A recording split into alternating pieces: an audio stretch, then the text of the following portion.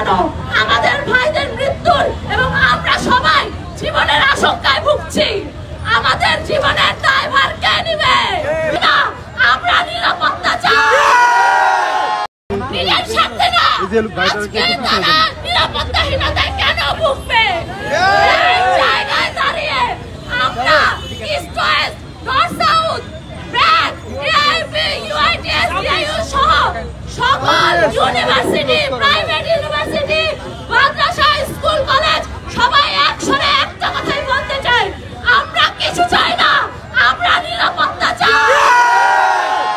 আমাদের ভাইরা যখন বাসায় যাবে তাদেরকে জানি থ্রেট না পেতে হয়। আমরা মেয়েরা যখন বের হব তাদেরকে জানি রেপ অথবা মৃত্যুর হুমকি না পেতে হয়। এই জায়গায় আমরা এর পরবর্তীতে আজকে আমাদের দ্বিতীয় কর্মসূচি মশাল মিছিল আমরা এই জায়গা থেকে শুরু করে আমরা আজকে স্টেজের সামনে থেকে শুরু করে মশাল মিছিল করব। তার একটাই উদ্দেশ্য, শুধু প্রতিবাদ জানানো আমাদের ভাইদের মৃত্যুর এবং আমরা সবাই জীবনের আশঙ্কায় ভুগছি। আমাদের জীবনের দায়ভার কে নিবে? আমাদের জীবনের দায়ভার রাষ্ট্রকে নিতে হবে। আমাদের বক্তব্য এখানেই শেষ যে আমাদের জীবনের দায়ভার রাষ্ট্রকে নিতে হবে।